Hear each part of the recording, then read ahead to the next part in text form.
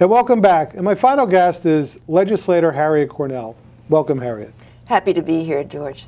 So Harriett, I've known you for very many years. You've really been a giant in public service within Rockland County and within our community. Delighted to have you on our program. It's the first time we're having you on.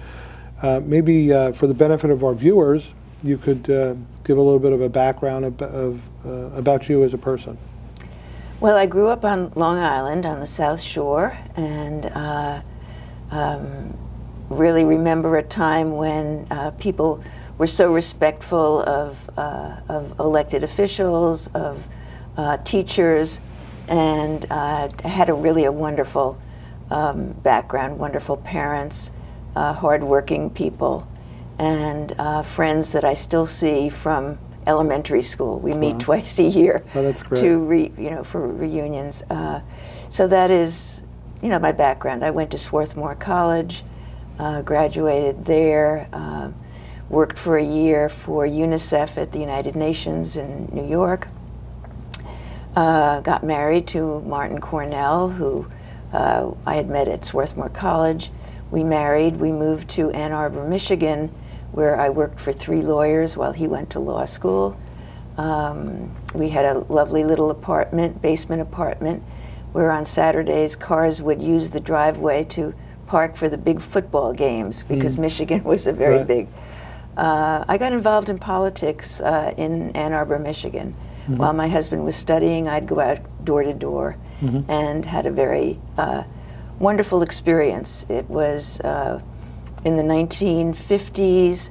There was a woman who chaired the local political party, and women were very active.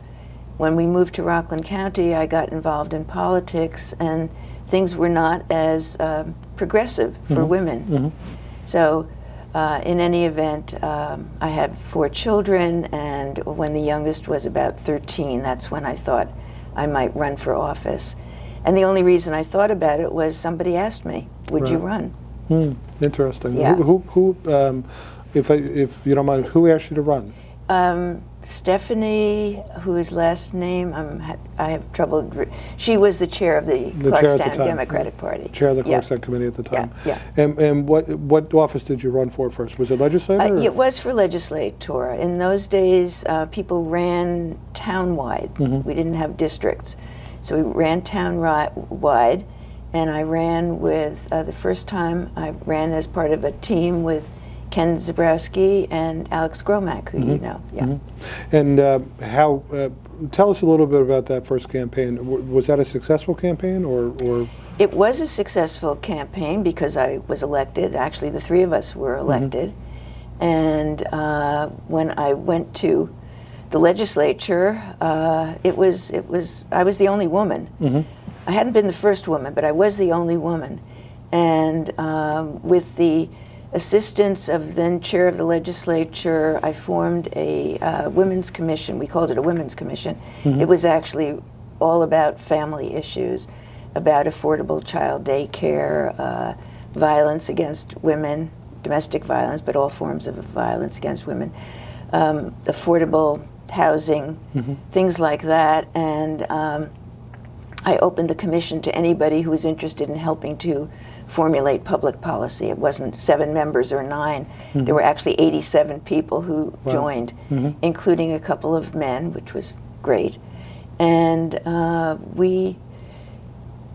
I'd say changed the face of Rockland by focusing on issues that were important to everybody. And the things that I did, I always did with a lot of public meetings, public hearings, public input, so that what we did would make sense and really involve people. And so, yeah, and everybody, Republicans or Democrats on the legislature, everybody was very congenial, and we worked together, and we're very friendly, and those were really good days. There wasn't any sniping. Yeah, it's we're living in a different time. I know that Tom Morahan and Ken Zabrowski were both very loyal, dedicated party guys, but the two of them had an ability to have political disagreements, but be able to work together. And I think there was a hallmark at that time throughout that period in the Rockland County Legislature and in Rockland County government. Unfortunately, we're living in a time when civility doesn't really seem to go as far as it should or as it used to. Why do you think that's changed? Oh, I don't know why it has changed. I think that's probably another discussion for a longer time. But as I touched on at the beginning, there was a respect that people felt for one another, and I felt as if my upbringing, my family, all of those values are things that I've just carried with me all along, and I think many people do. I think people basically are good and they want to help other people, and I think it's sad when acrimony comes in and people are attacked personally. I think it's one thing to differ on issues, it's quite another to attack people personally, and we see a lot of that nowadays. I totally agree with you. Harriett, you've had such a long and distinguished career in the legislature. You served as the chairwoman. You were the first female chair of the legislature. Let's talk a little bit about some of the initiatives that you're most proud of that you've been involved with.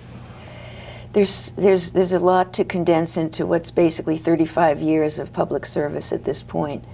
But some of the things that have really have had long lives and will continue are, the issues of, just to go back, the public hearings. I had the first public hearings on the issue of AIDS because I'd read the papers and I'd say, this is ridiculous. They're saying that AIDS is just, in New York City or it's here or there, but the George Washington Bridge is not, there's no barrier. Right.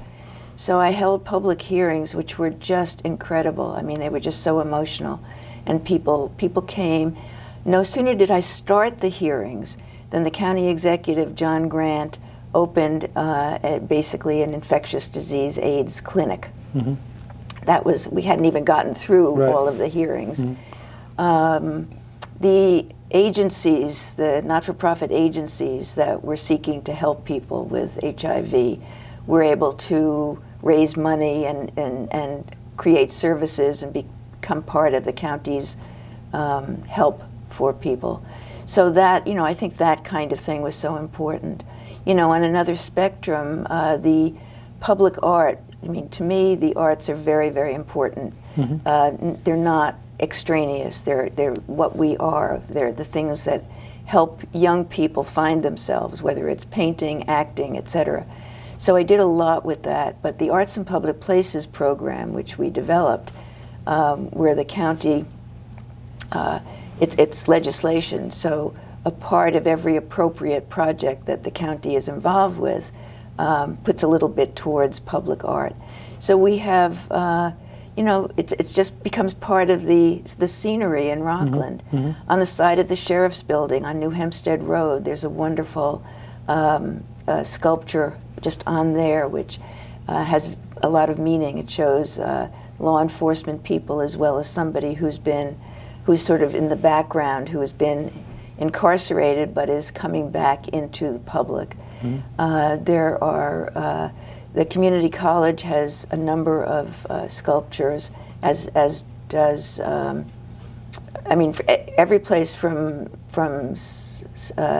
Sloatsburg, to wherever the county has road projects, there are things. The health complex has a lot of artworks, etc. So that, to me, that is ongoing. Rockland County is the only place in the state of New York, other than the city of New York, that has an ongoing public arts program. Right. That's great. I know we've only got about 2 minutes left, so we're going to kind of move forward. What are some of the things that you're looking to move forward on, in the future to continue to work on? Well, I've been very involved with the issues of children and education, and started Rockland 21st Century Schools, we called it then. It's called Rockland 21C. It's been working now with 46 family resource centers and schools throughout Rockland. We have really been working on, we're considered a model of community schools in a suburban setting.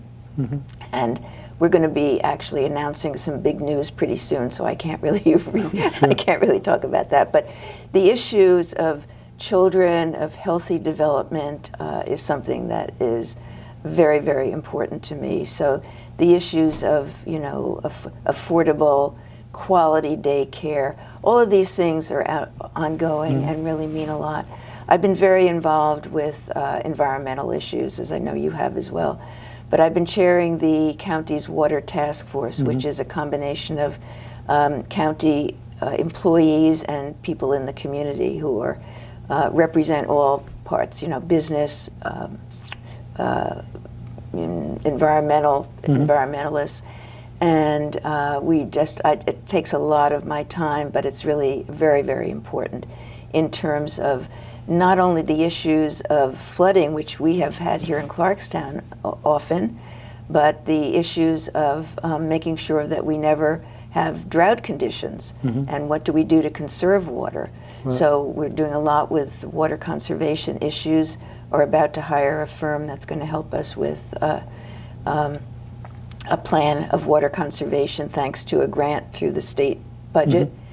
And so those are, you know, very, very important things that keep me busy. And as you know, in government, there's never a day when something new doesn't pop up. So it's a combination of keeping things going, the things that we know are important, that were started before, that are ongoing, and to be ready to move ahead. I worked with Sheriff Kralik when he was sheriff, and I became chair of the legislature because I felt that the whole issue of security and homeland security going back then was not simply a law enforcement issue, but it was something that businesses and homes and the private citizenry need to be a part of.